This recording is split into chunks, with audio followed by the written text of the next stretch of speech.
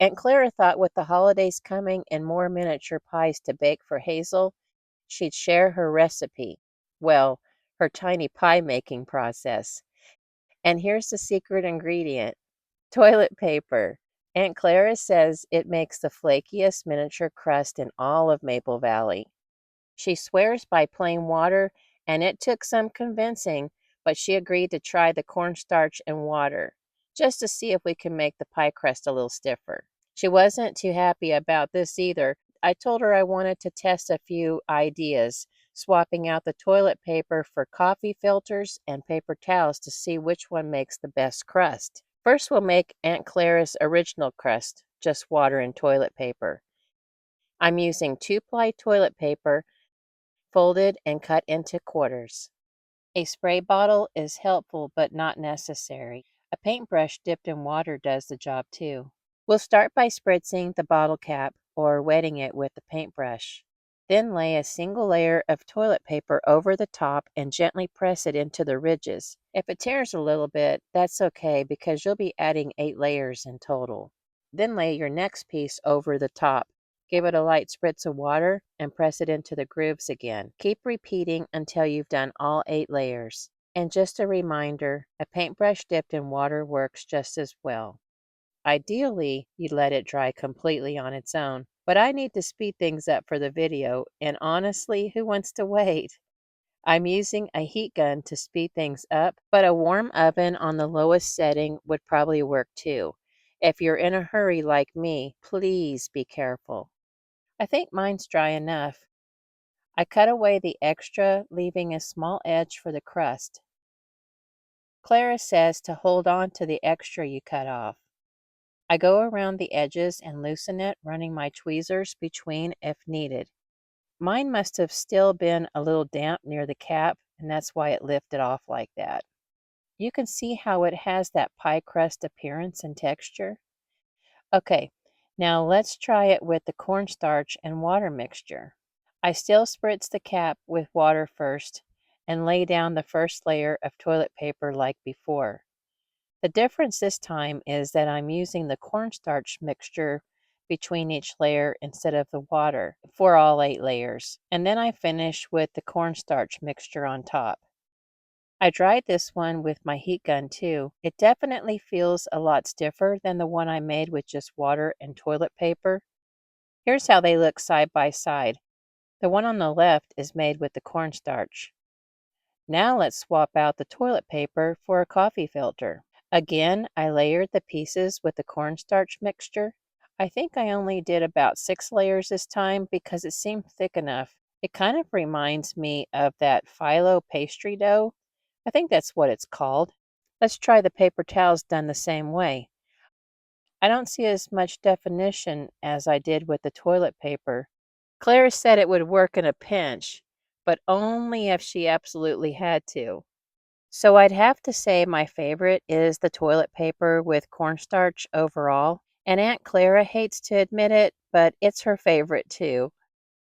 I actually let one dry overnight properly, and it turned out about the same. I did notice a couple of rust spots, but you'd never know in the end. They did, however, end up looking a bit thicker. I refrigerate my starch mixture. It's a bit hard to spread the next day, but if I take out a small amount and warm it in the microwave, it spreads much better. Another tip I've noticed: when wetting the toilet paper, don't tap straight down with your paintbrush, but instead come in from the front like this, and it won't tear as much. Using a single layer of paper towel or toilet paper, I glue 8 layers together and set them aside for later on. I didn't show it, but I brushed a light coat of Mod Podge over the entire pie crust. Then I used a golden chalk pastel for the base color, making sure to get the sides too, but not too heavy there. That part isn't naturally as dark as the top. I added a mix of rusty tones and light brown pastels to give it that baked crust look, with a little extra browning near the edge. Aunt Clara says baking a pie can be a big help for inspiration. First, we'll make the pie filling by scrunching up some foil and gluing it to the inside of the pie shell. Aunt Clara says you'll use less filling so there's more left in the bowl for licking. Remember those pieces we saved in the beginning? Chop those up and mix them with some Mod Podge and a little paint. The color depends upon the flavor of the pie. We're making pumpkin here, so spread that mixture into the shell to hide the foil. Just be careful not to get too much on the crust. To smooth out the top some, mix Mod Podge and paint and then paint it over the top of the pie and let it dry before moving on.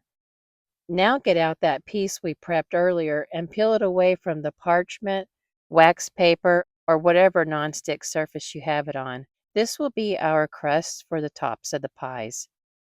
I tried drawing a few leaves, but I'm not too good at that. I probably should have slowed down, but I was excited to see them on the pie.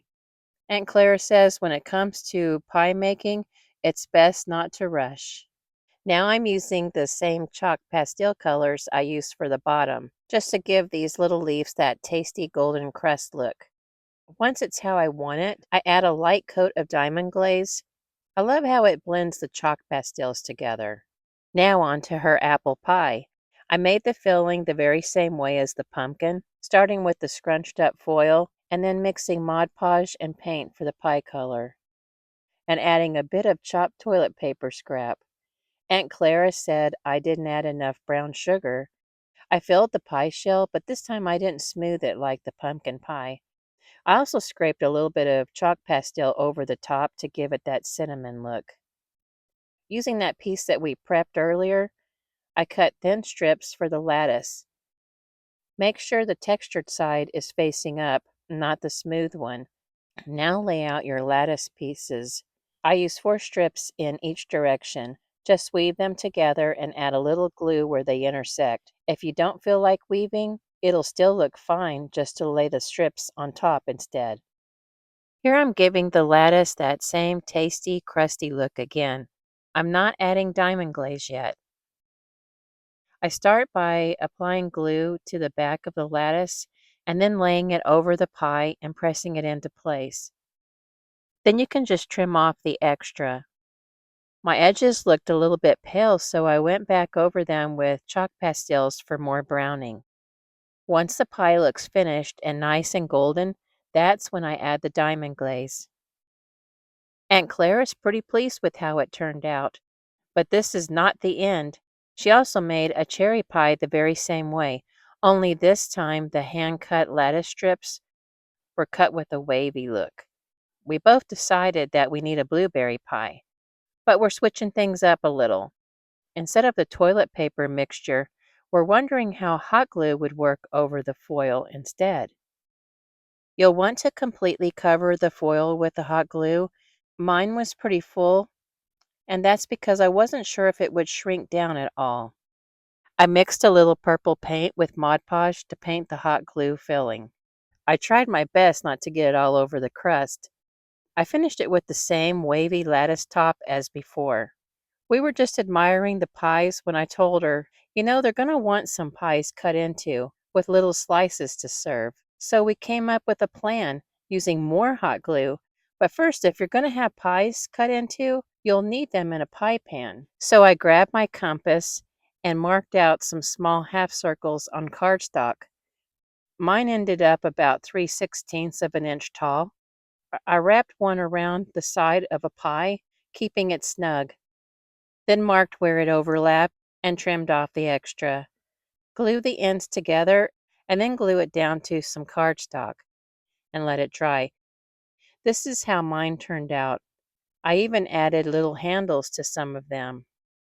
I'll link a few videos at the end of this one with some painting ideas if you want to try your own. Using a little mold magic, I cast a mold of the bottle cap and then filled it with hot glue, almost to the top. You'll probably have to experiment with how much works for you. Once it's cool, pop it out of the mold. See? It fits perfectly inside an empty pie crust. I gently popped it back out so I could cut it. But now this part's funny. I needed 2 hands to slice a piece. Clara reminded me, "Steady hands, dear. We want to keep all our fingers." I popped the filling into the crust, then traced the cutout right onto the crust. I used a small pair of scissors to cut away the slice, and then popped the filling back into the crust and the whole thing into a pie pan to make sure it still fits. I thought I could hear Aunt Clara under her breath saying, "Well, I'll be. Maybe this new trick just might work." Here's the little cutout piece. So cute. I'm so excited. I think this is actually going to work out. Now let's color the filling. I mix Mod Podge and paint again for the pie flavor. And to attach the filling to the crust, I used a mix of hot glue and Elmer's glue. Mine must not have been completely dry, so I accidentally rubbed off some of the paint, but that's okay. I just did a little touch up at the end. I had some extra whipped topping bits left over from another video that I made with air dry clay, and I thought they would work perfectly here. I laid them out where I wanted them and glued them in place.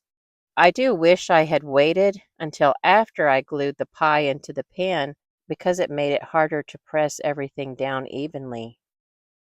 And now to finish it off, I'm brushing the top of the pie and crust with diamond glaze. I just love how this pie turned out. I only did one slice this time, but you could easily cut out more. Aunt Clara was so happy to finally share a few of her pie secrets, and she hopes you'll give them a try. I think she's earned a tea break after all that baking. Thanks for watching, and I'll see you next time.